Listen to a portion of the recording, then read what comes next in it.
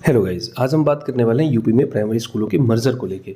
जहां ये तो तय है कि अगर मर्जर हो गया, चूँकि बहुत जिलों में हो चुके हैं, तो नई शिक्षक भर्ती नहीं आ पाएगी, क्योंकि इससे बहुत सारे पद खत्म हो जाएंगे। साथ ही जानेंगे मर्जर के क्या लाभ हैं, क्या हानि है, और न्यू एजुकेशन पॉलिसी कैसे भारी पड़ गई आरटी और अनुच्छेद 21 कब है, उस पर भी चर्चा करेंगे और आगे की राह क्या होगी। सबसे पहले दोस्तों बात करते हैं यूपी में प्राइमरी स्कूलों का मर्जर क्यों हो रहा है। तो जहाँ भी कुछ जिलों में 50 से कम संख्या पे, कुछ जिलों में 30 से कम संख्या, यानी कि एक निश्चित पॉलिसी नहीं है कि इतने से कम संख्या वालों का मर्जर होगा, पर मनमाने तरीके से कहीं 20, कहीं 30, कहीं 50 ऐसे विद्यालयों का मर्जर किया जा रहा है। पास के प्राथमिक में या जूनियर में या कंपोजिट में कहीं भी मर्जर करके अध्यापक, बच्चे, रसोइयाँ सबको वहाँ पर भेजा जा रहा है।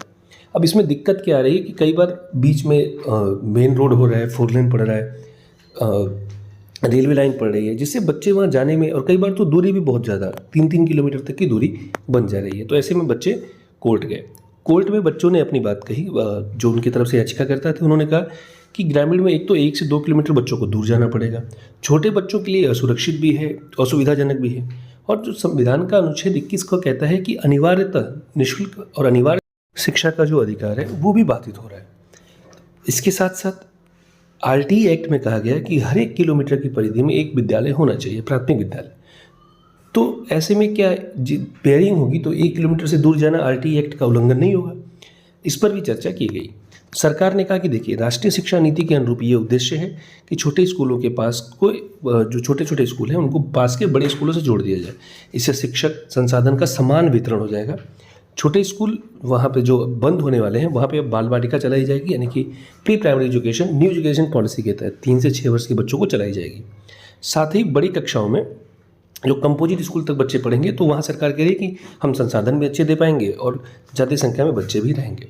और कोर्ट ने जब ये मामला कोर्ट में आया तो कोर्ट ने पूछा कि क्या आपने मर्जर से पहले कोई सर्वे कराया क्या।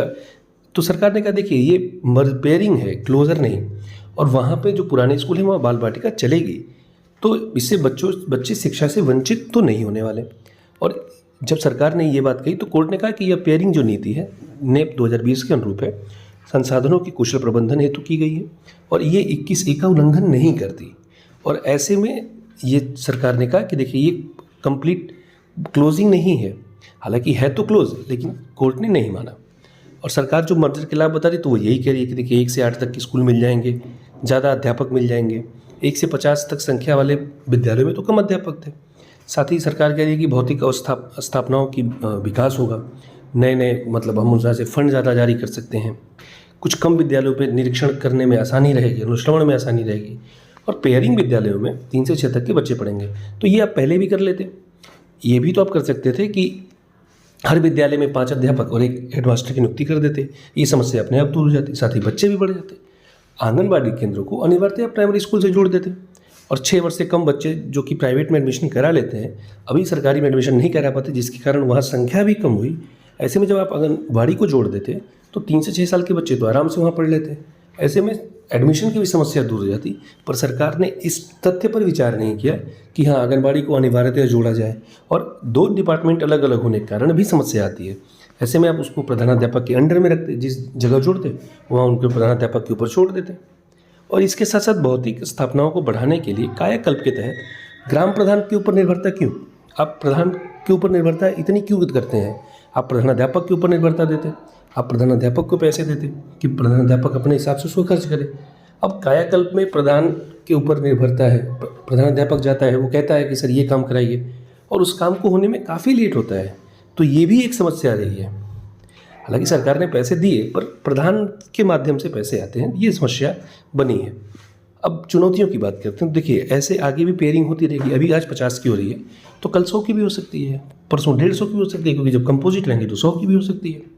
ऐसे में विद्यार्थियों की संख्या निरंतर कम होगी, और शिक्षा अनिवार्यतः प्राइवेट लोगों के पास चली जाएगी। यानी अब शिक्षा महंगी हो जाएगी, गरीबों के लिए और महंगी हो जाएगी। उसके साथ साथ अध्यापकों के पदों में निरंतर कमी आएगी। बच्चों के लिए वहाँ की व्यवस्था कर पाना कि वाहन आएगा ले जाएगा, ये काफ़ी कठिन कार्य है। सरकार अभी वैसे ही स्कूल कम कर रही है, क्या वाहन चला पाएगी, ये और टफ काम है। तो अब नई शिक्षक भर्ती का क्या होगा। देखिए, 5000 स्कूलों के मर्जर से कम 15,000 पद तो वैसे ही समाप्त हो गए। ऐसे में अगले 3-4 साल तक तो छात्रानुपात सरकार अभी कह रही कि ठीक है, जबकि मर्जर के बाद ये शिक्षक और ज़्यादा हो जाएंगे। ऐसे में ये तय मान के चलिए कि अगले 3-4 साल तक कोई भी भर्ती नहीं आने वाली है, आ ही नहीं सकती, क्योंकि जब पहले ही अनुपात ठीक था, अब तो और बढ़ जाएगा क्योंकि स्कूलों की संख्या कम हो रही है। तो जाहिर सी बात है कि नई भर्ती की उम्मीद न के बराबर है। अब देखिए, नेप बनाम आरटी की जो लड़ाई थी, जो सरकार जीत चुकी है, इस लड़ाई में नेप को क्यों महत्वपूर्ण माना गया? क्योंकि इसमें एक तो उन्होंने स्ट्रक्चरल चेंज लाया 5+3+3+4 का, और सरकार ने इसको सपोर्ट भी किया। तो कोर्ट ने भी माना कि हाँ ये ठीक है। हालांकि आरटी कहता है कि हर 1 किलोमीटर के दायरे में स्कूल होना चाहिए। तो कोर्ट ने कहा ठीक है, आप अगर बस की सुविधा दे रहे हो कि हर बच्चा शिक्षा से वंचित ना हो, अगर आप उसको ट्रांसपोर्टेशन की सुविधा दे रहे हो तो ठीक है। अब देख सकते हैं कि कैसे आरटी में क्या क्या है। आरटी सीधे सीधे कहता है कि 60 से कम संख्या वाले विद्यालयों में 2 अध्यापक तो होने चाहिए, और इसके बाद प्रति 35 बच्चों पर 1 अध्यापक। 60 से लेकर 90 तक 3 होने चाहिए, 90 से लेके 120 तक 4 होने चाहिए, यानी 30-30 का मान है। लेकिन एटलीस्ट 35 बच्चों पर 1 अध्यापक होना चाहिए, ये आरटी का मानक है। उसके साथ साथ एक वर्क एजुकेशन बच्चों को दी जानी चाहिए, साथ में उनको और भी शिक्षाएं दी जानी चाहिए। ये आप देख सकते हैं पूरा का पूरा। अब बिल्डिंग कैसी होनी चाहिए? बैरियर फ्री बिल्डिंग होनी चाहिए, सेपरेट टॉयलेट होने चाहिए, मतलब सारी चीज़ें। क्या ये सारी जितने आरटी इतना पहले का 2009 का एक्ट है आरटी का, क्या 2009 से 2025 तक ये सारी चीज़ें को सरकार ने पूरा कर लिया? बिल्कुल नहीं। तो पहले ये तो पूरा कर लेते। अब देखिए, आगे की राय यही है कि विरोध प्रदर्शन होंगे, पर बहुत कम चांस है कि सरकार झुकेगी और मर्जर तो होगा। हाँ, डबल बेंच जाएंगे तब तक तो मर्जर सरकार कर चुकी होगी। तो अब विकल्प बहुत कम है, सीमित विकल्प है, और एजुकेशन सिस्टम पे बहुत बड़ा खतरा है, खास करके उत्तर प्रदेश में। हालांकि हो सकता है इसके अच्छे परिणाम आए, पर अभी तो नकारात्मक ही दिख रहे हैं। धन्यवाद।